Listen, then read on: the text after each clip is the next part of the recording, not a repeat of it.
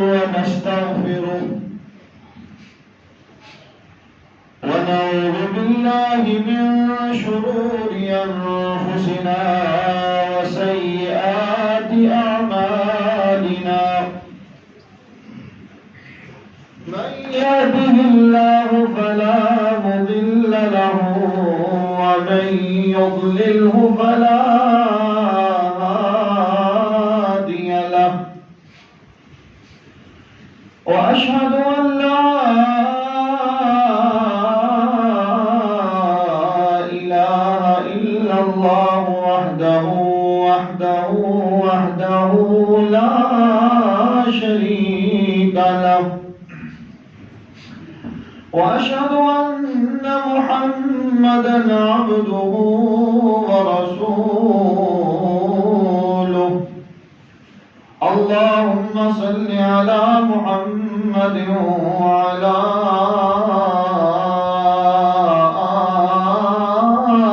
آل محمد كما صليت على إبراهيم وعلى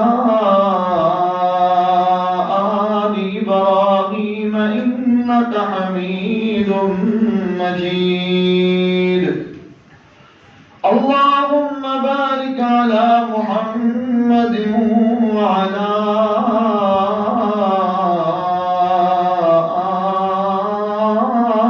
آل محمد كما باركت على إبراهيم وعلى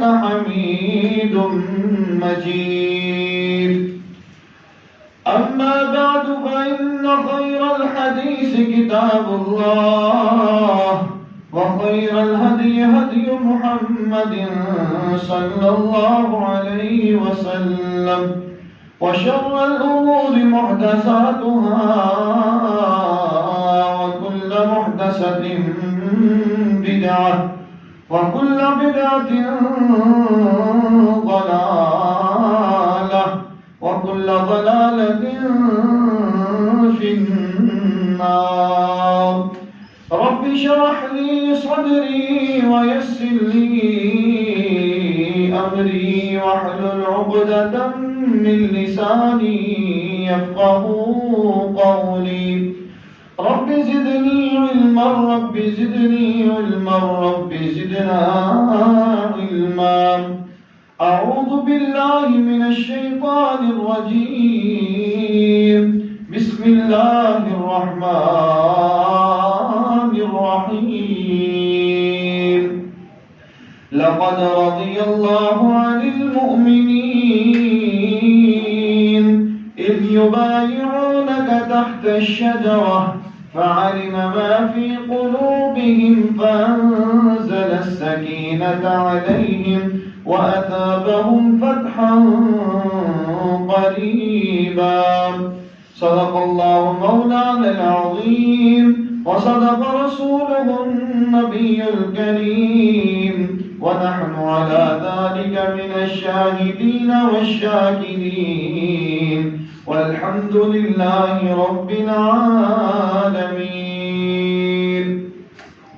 حمد و ثنا تعریف تمجید تقدیس اللہ رب العزت کے لیے جو کائنات کا پالنے والا ہے خالق ہے مالک ہے رازق ہے داتا ہے گنج بخش ہے لجپال ہے غریب نواز ہے غوث اعظم ہے علی کل شیء قدیر ہے درود و سلام ہو آقائے دو جہاں پر امام الانبیاء پر خطیب الانبیاء پر امام اعظم پر پیر اعظم پر مرشد اعظم پر جناب محمد رسول اللہ صلی اللہ علیہ وسلم کی ذات اقدس پر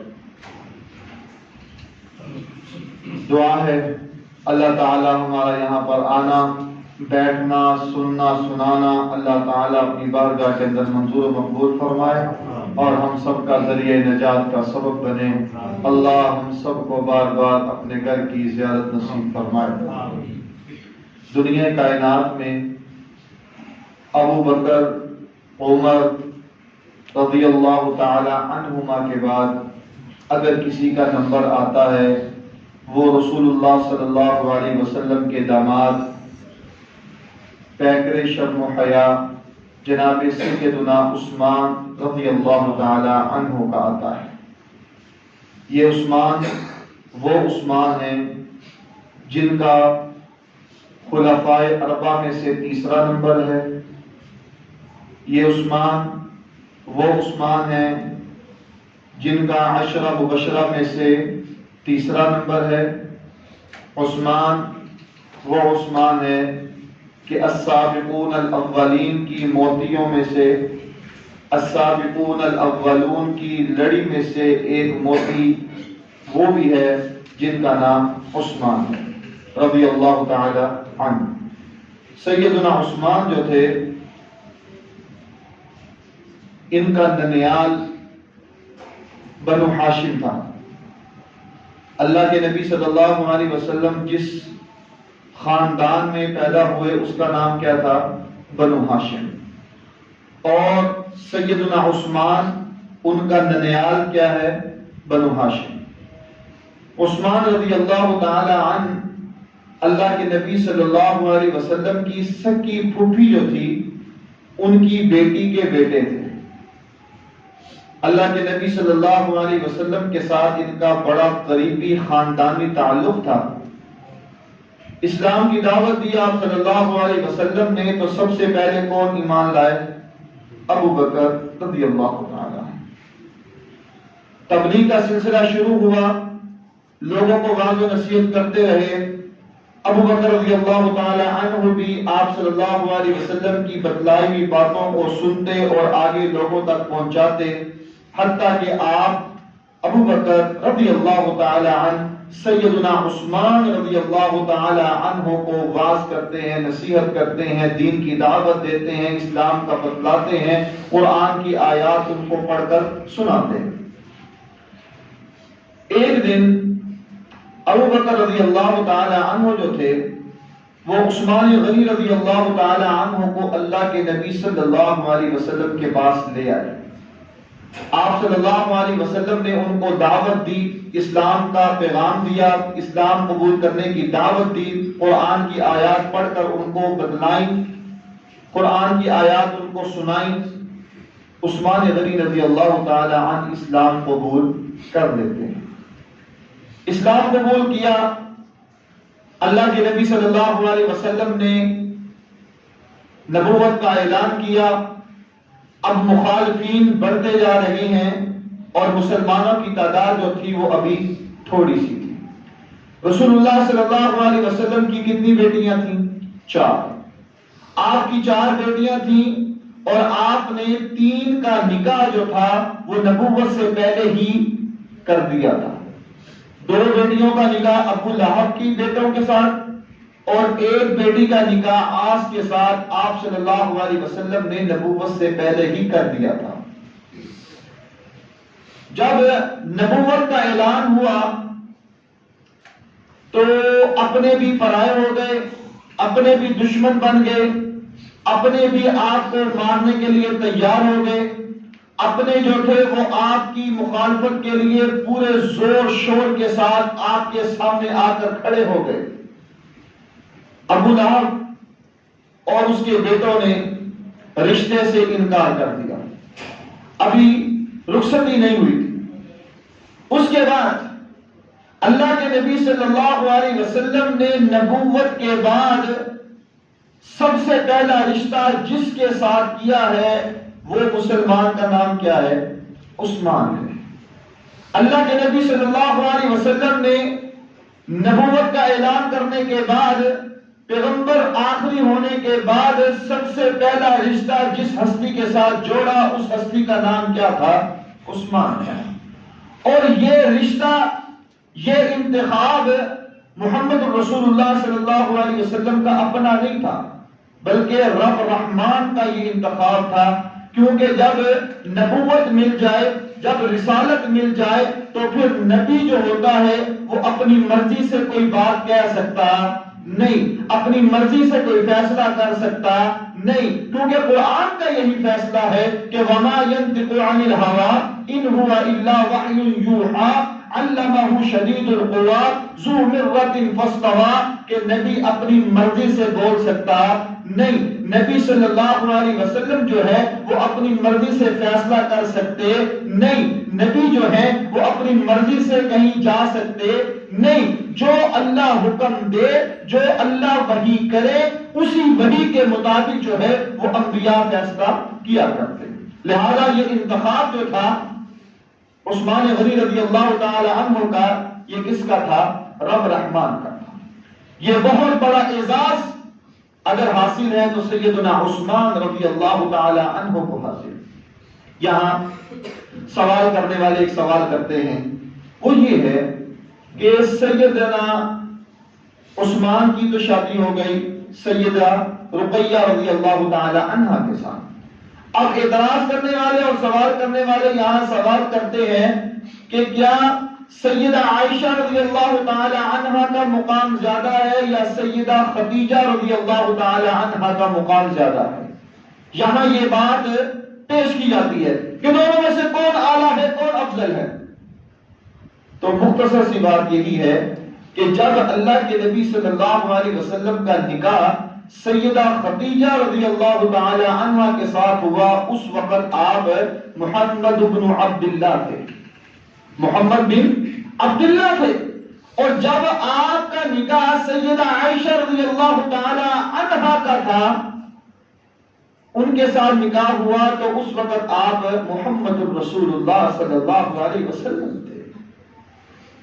یعنی کہ جب آپ کا نکاح سیدہ خدیجہ کے ساتھ ہوا اس وقت آپ کی مرضی شامل تھی، اس وقت آپ کی رائے شامل تھی، لیکن جب آپ کا نکاح سیدہ عائشہ کے ساتھ ہوا رضی اللہ تعالی عنہا تو اس وقت مرضی کس کی شامل تھی؟ اللہ کی شامل، حکم کس کا تھا؟ اللہ کا تھا۔ جب رقیہ اور ام کلثوم رضی اللہ تعالی عنہما کا نکاح ابو لہب کے دو بیٹوں کے ساتھ ہوا اس وقت مرضی آپ صلی اللہ علیہ وسلم کی شامل تھی، آپ صلی اللہ علیہ وسلم نے یہ نکاح طے کیا تھا، لیکن جب نبوت کا اعلان کیا، نبوت کے بعد جب پہلا رشتہ ہوا تو وہ رشتہ کس کا انتخاب تھا؟ اللہ کا انتخاب تھا۔ یہ اعزاز جناب سیدنا عثمان رضی اللہ تعالی عنہ کو حاصل ہے، اور پوری روح زمین پر، دنیا کائنات پر سب سے پہلی ہجرت جس جوڑے نے کی اسلام کے لیے، دین کے لیے، شریعت کے لیے، وہ کون سا جوڑا تھا؟ سیدنا ابراہیم علیہ السلام۔ وہ اپنی بیوی کو لے کر انہوں نے ہجرت کی، کس لیے؟ اسلام کے لیے۔ اور ان کے بعد کون سا جوڑا ہجرت کے لیے نکلا اسلام کی سربلندی کے لیے؟ وہ سیدنا عثمان رضی اللہ تعالی عنہ کا تھا، کہ سیدنا عثمان رضی اللہ تعالی عنہ اور ان کی بیوی رقیہ رضی اللہ تعالی عنہا، یہ جوڑا وہ واحد جوڑا تھا جس نے ہجرت کی۔ اللہ کے نبی صلی اللہ علیہ وسلم کی نبوت کے بعد سب سے پہلا جوڑا، اور پوری دنیا میں دوسرا جوڑا کون سا تھا؟ سیدنا عثمان رضی اللہ تعالی عنہ کا جوڑا۔ دو اعزاز آپ کو بڑے ہی حاصل ہیں، اور یہ ایسے اعزاز ہیں کہ تاریخ اس کو بیان کرتی ہے اور مسلمان کا ایمان تازہ ہو جاتا ہے۔ بدر کا موقع آیا، بدر کی لڑائی شروع ہونے لگی تھی، اللہ کے نبی صلی اللہ علیہ وسلم نے اعلان کیا کہ ہم نے لڑائی کے لیے جانا ہے، مسلمان تیاری کر رہے ہیں، پہلا مارکا ہے، پہلی لڑائی ہے، تجربہ بھی نہیں ہے، مال بھی نہیں ہے، لڑنا کس سے ہے، جانا کیسے ہے، کوئی پتہ نہیں، لیکن ایمانی جذبہ، ایمانی حرارت، ایمانی قوت مسلمانوں کے اندر، صحابہ کے اندر کوٹ کوٹ کر موجود تھی، تیاری میں مصروف ہے۔ ادھر عثمان جو تھے وہ پریشان ہیں، رو رہی ہیں۔ اللہ کے نبی صلی اللہ علیہ وسلم کی ایک صاحبزادی عثمان غنی رضی اللہ تعالی عنہ کی بیوی سیدہ رقیہ رضی اللہ تعالی عنہا بیمار تھی۔ اب وہ پریشان تھے کہ میں بیوی کو چھوڑ کر جاؤں یا اللہ کے نبی صلی اللہ علیہ وسلم منع کر دیں۔ بالآخر آپ صلی اللہ علیہ وسلم نے فرمایا عثمان تم ہمارے ساتھ لڑائی کے لیے نہ جاؤ، تم مدینے میں رہ کر رقیہ کا خیال رکھو رضی اللہ تعالی عنہ، ہم اللہ کے حکم سے جب لڑائی جیتیں گے اور جو غازی ہم بن کر آئیں گے میرا اللہ تمہیں بھی غازیوں میں شمار کر دے گا۔ عثمان مدینے میں رہ کر تم میری بیٹی اور اپنی بیوی کا خیال رکھو، اللہ تمہیں ان بدر کے غازیوں میں شمار کر دے گا، تمہارا شمار بدر کے غازیوں میں ہوگا۔ جو مال غنیمت ملا اللہ کے نبی صلی اللہ علیہ وسلم نے ڈیریاں بنائی اور ڈیریاں بنانے کے بعد آپ نے ایک حصہ الگ کروا دیا۔ صحابہ نے پوچھا یا رسول اللہ صلی اللہ علیہ وسلم یہ کس کا ہے؟ کہا یہ میرے عثمان کا ہے۔ یہ آپ نے اپنی مرضی سے فیصلہ کیا نہیں، یہ آپ نے اپنی مرضی سے تقسیم کی نہیں، بلکہ وما ينطق عن الهوى ان هو الا وحی یوحى علمہ شدید القوى، یہ میرے رب کا فیصلہ تھا کہ عثمان مدینے میں بیٹھ کر اپنی بیوی کا خیال رکھے گا، اپنی بیوی کی حفاظت کرے گا، اور میرا رب جو ہے ان کو بدر کے غازیوں والا اعزاز اللہ عطا فرما دے گا۔ یہ بہت بڑا اعزاز۔ اور دوسرا وہ اعزاز بیعت رضوان، جب آپ موجود نہیں تھے اللہ کے نبی صلی اللہ علیہ وسلم نے صحابہ سے بیعت لی، اللہ کے نبی صلی اللہ علیہ وسلم نے کہا میرے صحابہ میرے ہاتھ پر ہاتھ رکھو بیعت کرو۔ سارے صحابہ نے جب ہاتھ رکھا تو اس کے اوپر آپ نے ایک اور اپنا ہاتھ رکھا اور آپ نے فرمایا اے میرے صحابہ یہ میرے عثمان کا ہاتھ ہے، اور یہ نقشہ میرے رب نے قرآن میں نازل کر دیا۔ لقد رضي الله عن المؤمنين إذ يبايعونك تحت الشجرة فعلم ما في قلوبهم فأنزل السكينة عليهم وأصابهم فتحا قريبا۔ مختصر سے چلتے جائیں، مدینے پہنچے تو کیا ہوا؟ حالات کوئی اچھے نہیں ہیں، حالات سازگار نہیں ہیں، مسلمان جو تھے وہ پریشان ہیں، یہودی پریشان کر رہے ہیں۔ وہ ایک کنویں کا واقعہ آپ نے اکثر سنا، وہ کنواں خرید کر کس نے دیا؟ عثمان غنی رضی اللہ تعالی، اور خرید کر کس کے لیے وقف کیا؟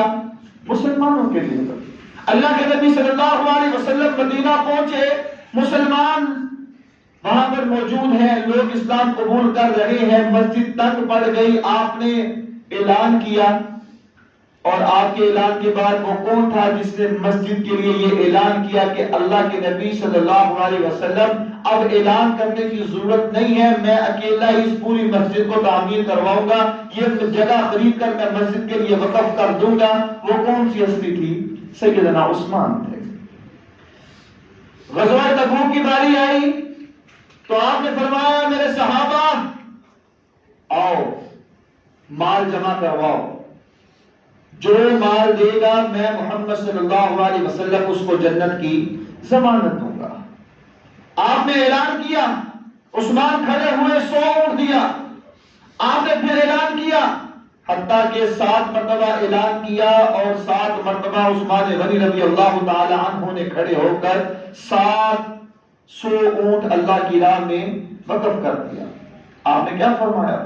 ما ضر عثمان ما عمل بعد اليوم، اے عثمان بس کرو، آج کے بعد اگر تم کوئی بھی عمل نہ کرو گے تو اللہ نے تمہارے لیے جنت کو پکا کر دیا ہے، اللہ تمہیں جنت میں ضرور داخل کرے گا۔ یہ اعزاز کس کو حاصل ہے؟ عثمان غنی رضی اللہ تعالی عنہ کو حاصل ہے یہ اعزاز۔ اور آج تاریخ اس بات کی گواہ ہے کہ عمر فاروق رضی اللہ تعالی عنہ کے دور میں بڑی فتوحات ہوئی، مسلمانوں نے بڑا ہی کام کیا، مسلمانوں نے بڑی جنگیں لڑی، اور غیر مسلم کو پاش کر کے دنیا کے کونے کونے تک اسلام کو پہنچانے کی انہوں نے کوشش کی۔ اور غیر مسلم نے یہاں تک لکھا کہ اگر تاریخ میں ایک اور عمر پیدا ہو جاتا تو پوری روح زمین پر اسلام کے علاوہ کوئی اور مذہب باقی نہ رہتا۔ یہ بہت بڑے کارنامے تھے سیدنا عمر فاروق رضی اللہ تعالی عنہ کے دور حکومت میں، لیکن تاریخ اس بات کی گواہ ہے تاریخ موجود ہے، تاریخ میں لکھا ہے کہ جتنی فتوحات سیدنا عمر فاروق رضی اللہ تعالی عنہ کے دور میں ہوئی، اس سے 3 گنا زیادہ فتوحات سیدنا عثمان غنی رضی اللہ تعالی عنہ کے دور میں ہوئی۔ آپ کے دور میں چین فتح ہوا، عثمان غنی رضی اللہ تعالی عنہ کے دور میں روس فتح ہوا، عثمان غنی رضی اللہ تعالی عنہ کے دور میں افریقہ فتح ہوا، عثمان غنی رضی اللہ تعالی عنہ کے دور میں یہ بحری جہاز جو تھے، سب سے پہلے ایجاد جو ہے مسلمانوں کی، یہ عثمان غنی رضی اللہ تعالی عنہ کے دور میں ہوئی۔ جب رومیوں نے بحری جہاز کے ذریعے سے مسلمانوں کی سرحدوں پر حملہ کرنا شروع کر دیا، تو اس وقت عثمان غنی رضی اللہ تعالی عنہ نے اپنے گورنر، جن کا نام سیدنا امیر معاویہ رضی اللہ تعالی عنہ تھا، ان کو یہ حکم دیا کہ معاویہ، یہ برداشت نہیں ہے مسلمانوں کو کہ مسلمانوں کی سرحدیں محفوظ نہیں ہے۔ معاویہ، سال پورا ہونے سے پہلے ہم نے اپنے بحری جہازوں کو تیار کرنا ہے، اپنی فوج کو تیار کرنا ہے۔ تاریخ نے لکھا کہ ابھی سال مکمل نہیں ہوا تھا کہ مسلمانوں کی سرحدوں کے اوپر 700 بحری جہاز تیار کھڑے تھے۔ یہ کس کا دور تھا؟ عثمان غنی رضی اللہ تعالی عنہ کا دور تھا۔ اسلام پھیل رہا ہے، اسلام عام ہو رہا ہے، اور تاریخ نے یہ بھی لکھا کہ آپ کو اللہ نے اس قدر نوازا، اس قدر دولت سے نوازا کہ 5000 نوکر آپ نے صرف اسی لیے رکھے ہوئے تھے کہ وہ آپ کے اکاؤنٹنٹ تھے۔ 5000 غلام جو تھے سیدنا عثمان غنی رضی اللہ تعالی عنہ کے، وہ صرف آپ کے اکاؤنٹنٹ تھے، آپ کے کھاتے کو لکھا کرتے تھے۔ اور عثمان غنی رضی اللہ تعالی عنہ اتنے مالدار ہونے کے باوجود للہیت کوٹ کوٹ کر بڑی ہوئی تھی، تقویٰ ان کے اندر بہت اعلیٰ تھا۔ تاریخ اس بات کی گواہ ہے۔ کیا ہوا؟ جب آپ خلیفہ بنے اور حکومت کر رہے ہیں، بالآخر مخالفت شروع ہوئی، بالآخر آپ کے خلاف ایک محاذ شروع ہوا، بلوائی تیار ہو رہے ہیں، آپ کو مارنے کی کوششیں کی جا رہی ہیں، حتیٰ کہ آپ کو آپ کے گھر کے اندر آپ کو محصور کر دیا گیا، آپ کو بند کر دیا گیا۔ آپ کے مخالفین جو ہیں وہ آپ کو مارنے کے لیے تیاریاں کر رہے ہیں، پلاننگ کر رہے ہیں۔ اب سیدنا عثمان رضی اللہ تعالی عنہ ان لوگوں سے چند سوالات کرتے ہیں۔ کہاں میرے وہ لوگ، اے میری رعایا، میں تم سے سوال کرنا چاہتا ہوں، وہ یہ ہے کہ جب اللہ کے نبی صلی اللہ علیہ وسلم نے اعلان کیا کہ آج جو اس کنویں کو خرید کر دے گا، میں محمد صلی اللہ علیہ وسلم اس کو جنت کی ضمانت دیتا ہوں، تو وہ کون شخص تھا؟ کہنے لگے عثمان تم تھے۔ عثمان کہتے ہیں کہ مجھے بتلاؤ کہ جب اللہ کے نبی صلی اللہ علیہ وسلم نے اعلان کیا کہ مسجد کے لیے جگہ خریدنی ہے، تو کون تھا جس نے اعلان کیا تھا کہ اللہ کے نبی اعلان نہ کیجیے، میں جگہ خرید کر دیتا ہوں، وہ کون تھا؟ کہا عثمان وہ تم تھے۔ غزوہ تبوک کے موقع پر جب اللہ کے نبی صلی اللہ علیہ وسلم نے فرمایا کہ آج کے بعد تم کوئی بھی عمل نہ کرو، اللہ نے تمہارے لیے جنت کو واجب کر دیا ہے، وہ کون تھا؟ کہا عثمان وہ تم تھے۔ عثمان کہنے لگے کہ وہ کون تھا کہ پورا مدینہ جس کی بکریوں سے بھر جاتا تھا؟ کہنے لگے عثمان وہ تم تھے۔ عثمان کہتے کہ پھر آج تم نے مجھے گھر میں بند کیوں کیا؟ آج تم نے میرا محاصرہ کیوں کیا؟ آج پانی کیوں بند کیا؟ کہا ہمیں خلافت منظور نہیں ہے، کہا کہ ہمیں آپ کی حکومت منظور نہیں ہے، آپ دستبردار ہو جائیں۔ عثمان کہنے لگے کہ یہ جو اعزاز اور یہ جو حکومت اور یہ جو خلافت مجھے ملی ہے، اس کو میں اپنی مرضی سے اتار سکتا نہیں۔ اللہ کے نبی صلی اللہ علیہ وسلم نے جو مجھے وصیت کی تھی، میں اس کی مخالفت کر سکتا نہیں۔ تاریخ نے لکھا آپ کو بند کر دیا گیا، آپ کو بند کر دیا گیا، پانی آپ کے پاس نہیں پہنچایا جا رہا۔ عثمان غنی رضی اللہ تعالی عنہ کو کمرے میں ان کے گھر میں ان کو بند کر دیا گیا. 11 روز گزرے.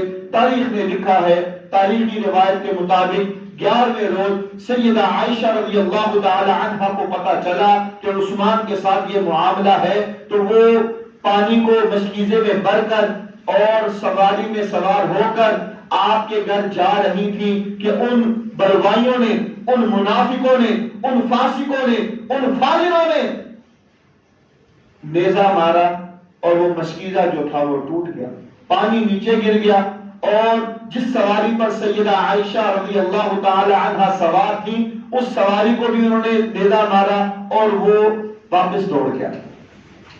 علی رضی اللہ تعالی عنہ کو پتہ چلا کہ سیدہ کے ساتھ یہ معاملہ ہوا اور عثمان رضی اللہ تعالی عنہ کے ساتھ یہ معاملہ ہو رہا ہے.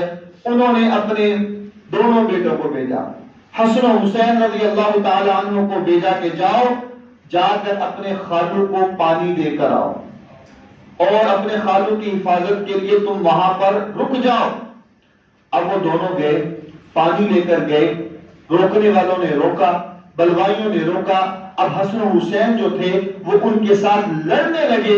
عثمان غنی رضی اللہ تعالی عنہ جب ان کو دیکھ رہے تھے تو آپ نے کہا، اے میرے بیٹو، اے حسن و حسین، رک جاؤ، تم نے میری ذات کے لیے لڑنا نہیں ہے، میری ذات کے لیے نہیں لڑنا، چھوڑ دو، واپس چلے جاؤ، میری ذات کے لیے تم نے لڑنا نہیں لڑنا. عثمان غنی رضی اللہ تعالی عنہ کے ساتھ یہ معاملہ ہوا اور آج بڑا کچھ بیان کیا جاتا ہے، آج بہت کچھ لوگوں کو سنایا جاتا ہے. واقعہ کربلا جو تھا، جو کچھ معاملہ ہوا وہ بڑا ہی المناک واقعہ تھا، بڑا ہی افسوسناک واقعہ تھا، کیونکہ اہل بیت کے ساتھ محبت کرنا ہمارے ایمان کا حصہ ہے، اہل بیت سے پیار کرنا ہمارے ایمان کا جزو ہے، صحابہ سے پیار کرنا ہمارا ایمان ہے، اس کے بغیر نجات نہیں ہے. لیکن ایک طرف دیکھیے کہ تقریباً 40 دن تک ان کو پانی نہیں پہنچایا گیا، 40 دن تک ان کو پانی نہیں پہنچایا گیا. اس طرف تو کوئی بات نہیں کرتا، اور جو مارکا جو تاریخ کے ذریعے سے ہمیں پتا چلا کہ صبح 10 بجے شروع ہوا اور 1:30 بجے ختم ہو گیا، یہ 5-7 گھنٹوں کی لڑائی اور یہ سارا معاملہ اس کو بڑا لمبا کر کے بیان کیا جائے. اور ایک طرف وہ مظلوم ہے کہ جس کو 40 دن تک کوئی پانی نہیں پہنچایا گیا، اس کے حوالے سے یہ لوگ تبصرہ بھی نہیں کرتے، اور وہ لوگ جو ہیں اور اپنی من گھڑت باتوں کو شامل کر کے ان پر تبرہ بولتے ہیں. اللہ ایسے عناصر سے ہمیں محفوظ فرمائے. عثمان غنی رضی اللہ تعالی عنہ پانی نہ پہنچایا گیا، حسن و حسین واپس چلے گئے. اب علی رضی اللہ تعالی عنہ کو پتا چلا تو بڑے غصے ہوئے. تاریخ میں لکھا ہے کہ آپ نے اپنے بیٹے کو مارا بھی کہ میں نے تمہیں ان کی حفاظت کے لیے وہاں بھیجا تھا اور تم واپس آ گئے. اس کے بعد 39 روز ہوئے تو آپ کی بیوی جس کا نام سیدہ نائلہ تھا رضی اللہ تعالی عنہا، کہا عثمان آج تو روزہ افطار کرنے کے لیے گھر میں نمک بھی موجود نہیں ہے، کہا روزہ نیت سے رکھا ہے اور نیت سے ہی افطار کر لیں. جس دن آپ کی شہادت ہوئی وہ دن کون سا تھا؟ جمعہ تھا، جمعے کا دن تھا اور 18 ذی الحجہ تھا. اسلامی تاریخ کے مطابق تاریخ کیا تھی؟ 18 ذی الحجہ، اور دن کون سا تھا؟ جمعے کا تھا. جمعے کا دن تھا، کھانے پینے کے لیے تو کچھ تھا نہیں، اور آپ نے نیت سے روزہ رکھا اور قرآن کی تلاوت کر رہے ہیں، قرآن پڑھ رہے ہیں. قرآن پڑھتے پڑھتے آپ بے ہوش ہو گئے، گر گئے. نائرہ آئی تو دیکھا کہ آپ گرے ہوئے ہیں، تو وہ کہتی ہے کہ میں سمجھی کہ شاید آپ فوت ہو گئے ہیں. میں نے آپ کو پکڑا تو آپ ہلکے سے ہلے، آپ نے آنکھیں کھولی. کہا عثمان کیا ہوا؟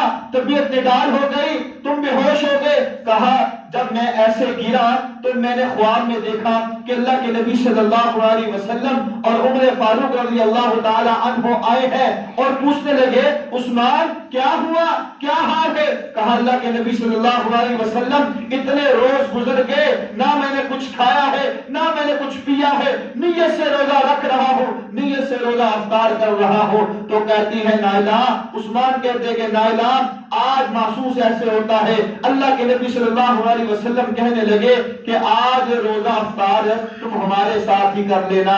نائلہ ایسے محسوس ہوتا ہے کہ جیسے اب وقت پورا ہونے لگا ہے، یہ جو مصیبتوں والے دن تھے، یہ پریشانیوں والے جو دن تھے، یہ آزمائشوں والے جو ایام تھے، یہ ختم ہونے جا رہے ہیں۔ یہ خواب جو مجھے آیا ہے، مجھے محسوس ہوتا ہے کہ شاید میں روزہ افطار اللہ کے نبی صلی اللہ علیہ وسلم کے ساتھ کروں۔ وہ بھی ہوا، قرآن کی تلاوت کر رہے تھے اور تاریخ نے لکھا سورۃ البقرہ پہلا پارہ فَسَيَكْفِيكَهُمُ اللَّهُ فَسَيَكْفِيكَهُمُ اللَّهُ وَهُوَ السَّمِيعُ الْعَلِيمُ۔ اس آیت کی تلاوت کر رہے تھے کہ ایک بلوائی بدبخت آیا اور اس نے آپ رضی اللہ تعالی عنہ کی داڑھی کو پکڑ کر آپ کو ہلانا شروع کیا، اور دوسرا بدبخت آیا اور اس نے آپ کو مارنا شروع کیا، تیسرا بدبخت آیا اور اس نے اپنی تلوار کے ساتھ زور سے وار کیا۔ سیدہ نائلہ جو تھی انہوں نے اپنا ہاتھ آگے کیا اور ان کی یہ 4 انگلیاں کٹ گئی اور عثمان غنی رضی اللہ تعالی عنہ کو وہ وار لگا اور آپ کو شہید کر دیا گیا۔ اس کے بعد یہاں تک بس نہیں، آپ کی میت جو تھی، آپ کا جسم جو تھا وہ بے یار و مددگار پڑا رہا، آپ کا جسم جو تھا وہ ایسے ہی پڑا رہا، کوئی آگے بڑھا نہیں۔ ابو ہریرہ رضی اللہ تعالی عنہ نے کہا تھا اے عثمان، مدینہ میں اتنے ہزار صحابہ موجود ہیں، آپ کے حکم کی دیر ہے، آپ حکم کریں سارے آپ کی مدد کے لیے آئیں گے۔ عثمان کو کہا گیا تھا کہ عثمان شام کو خط لکھے، 60,000 فوجی تیار کھڑے ہیں، 60,000 فوجیوں کا دستہ بالکل تیار کھڑا ہے، آپ حکم کریں خط لکھے وہ آئیں گے۔ آپ نے ایک ہی بات کہی تھی، آپ کا ایک ہی پیغام تھا کہ یہ جو تلوار جو ہے یہ میری ذات کے لیے نہیں نکلنی چاہیے، مدینہ کی گلیوں میں خون جو ہے وہ میری ذات کی وجہ سے نہیں بہنا چاہیے۔ یہ وہ مدینہ ہے کہ جس کی گلیوں میں محمد کریم کی تلیاں لگی رہی ہیں، یہ وہ مدینہ ہے جہاں صحابہ نے اپنے قدموں کو چلایا تھا۔ میں نہیں چاہتا کہ میری وجہ سے ان مدینہ کی گلیوں میں خون بہے، عثمان کو یہ گوارا نہیں ہے، اس وجہ سے کوئی آگے نہیں بڑھا۔ آپ کی میت ایسے ہی پڑی رہی۔ وہ عثمان جس کے متعلق وہ مشہور روایت سب کو معلوم ہوگا کہ وہ عثمان کہ اللہ کے نبی صلی اللہ علیہ وسلم اپنے گھر میں بیٹھے ہوئے، ٹیک لگائی ہوئی، ابو بکر آئے، اجازت مانگی، آپ نے اجازت دے دی، آپ کی پنڈلی سے کپڑا پیچھے ہٹا ہوا تھا۔ عمر آئے، اجازت مانگی، آپ نے اجازت دے دی، آپ ویسے ہی بیٹھے رہے۔ جب عثمان آئے، اجازت مانگی تو آپ نے کہا عثمان پھیرو، آپ سیدھے ہوئے، آپ نے اپنے کپڑوں کو درست کیا اور پھر کہا کہ آ جاؤ، بات چیت ہوئی، واپس چلے گئے۔ بیوی سیدہ عائشہ پوچھتی ہے کہ اللہ کے نبی صلی اللہ علیہ وسلم یہ کیا معاملہ ہے؟ میرے بابا آئے تو آپ ویسے ہی بیٹھے رہے، عمر آئے تو آپ ویسے ہی بیٹھے رہے، عثمان آئے تو آپ سیدھے ہو گئے، آپ نے اپنے کپڑے کو سیدھا کیا۔ کہا عائشہ میں اس شخص سے حیا کیوں نہ کروں جس سے آسمان کے فرشتے حیا کرتے ہیں، میں اس شخص سے حیا کیوں نہ کروں جس سے آسمان کے فرشتے حیا کرتے ہیں۔ یہ وہ مقام تھا، یہ وہ اعزاز تھا۔ اگر وہ چاہتے تو مدینہ میں لڑائی کر سکتے تھے، اگر وہ چاہتے تو لڑائی ہو سکتی تھی، لیکن انہوں نے اس بات کو قائم میں اور اس بات پر متفق رہے اور اس بات کو اپنائے رہے کہ میں نے اپنی ذات کے لیے مدینہ کی گلیوں میں خون کو بہانا نہیں ہے۔ میری وجہ سے کوئی مومن اس دنیا سے چلا جائے، میری وجہ سے کوئی مسلمان زخمی ہو جائے، عثمان کو کو یہ بات گوارا نہیں ہے، میری وجہ سے کسی کو تکلیف پہنچے عثمان اس بات کو پسند نہیں کرتا۔ اگر میری جان جاتی ہے تو چلی جائے، اگر میں اس دنیا سے جاتا ہوں تو چلا جاؤں، لیکن میری ذات کی وجہ سے کسی کو کوئی تکلیف پہنچے، میری ذات کی وجہ سے کوئی چلا جائے، مجھے یہ بات پسند نہیں ہے۔ اور انہوں نے اس بات پر ڈٹے رہے اور ڈٹے ڈٹے انہوں نے اپنی جان کو اللہ کے حضور پیش کر دیا، لیکن انہوں نے اس بات کو قائم دائم رکھا، کیونکہ اللہ کے نبی صلی اللہ علیہ وسلم کی پشین گوئی بھی تھی، آپ صلی اللہ علیہ وسلم کی حدیث بھی تھی۔ جب آپ غزوہ احد کے پہاڑ میں، احد پہاڑ پر جب آپ گئے اور وہ ہلنے لگا تو آپ نے کہا تھا نا کہ اے احد پہاڑ رک جا، ٹھہر جا، تیرے اوپر 2 شہید اور 1 صدیق موجود ہے۔ ایک صدیق سے مراد ابو بکر رضی اللہ تعالی عنہ تھے اور 2 شہیدوں سے مراد جناب عمر فاروق اور جناب سیدنا عثمان غنی رضی اللہ تعالی عنہما تھے۔ یہ وہ عظیم ہستی تھی کہ جنہوں نے اپنا تن من دن سب کچھ قربان کر دیا، نہ پیسے کی کمی تھی، نہ مال کی کمی تھی، نہ دولت کی کمی تھی، نہ شہرت کی کمی تھی، سب کچھ موجود تھا، لیکن انہوں نے فوقیت کس چیز کو دی؟ دین کو، اسلام کو، قرآن کو، حدیث کو۔ آج دین ہم تک پہنچا ہے صرف ان کی قربانیوں کی وجہ سے۔ اگر صحابہ موجود نہ ہوتے تو دین ہم تک نہ پہنچ سکتا۔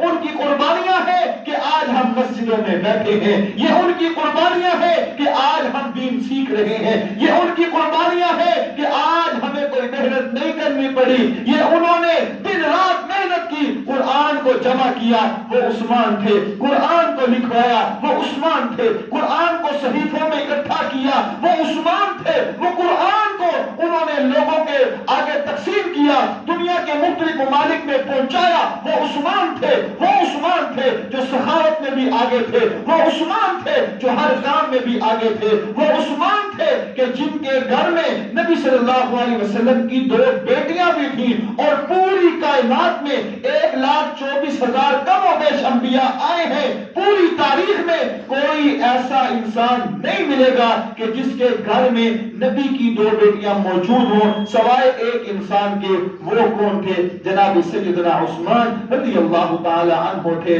اللہ ان کی قبر پر کروڑوں رحمت نازل فرمائے، اللہ ان کی قبر پر کروڑوں رحمت نازل فرمائے، اور اللہ قیامت کے روز ہمیں ان کا ساتھ نصیب فرمائے، اللہ قیامت کے روز ہمیں ان کا ساتھ نصیب فرمائے۔ عثمان غنی رضی اللہ تعالی عنہ کو مسجد نبی کے ساتھ ہی ایک قبرستان ہے جس کو بقیع قبرستان کہا جاتا ہے، اس کے اندر ان کو دفنایا گیا۔ اللہ تعالی ہمیں ایمان والی زندگی نصیب فرمائے اور صحابہ کے نقش قدم پر چلنے کی اللہ توفیق عطا فرمائے۔ ہمارے اندر بھی وہ ایمانی جذبہ، ایمانی قوت، ایمانی حرارت اللہ پیدا فرمائے کہ تاکہ ہم بھی دین کے لیے کچھ کر سکیں، ہم بھی دین کی خدمت کر سکیں۔ اللہ ہمیں ایسا جذبہ نصیب فرمائے، آمین یا رب العالمین۔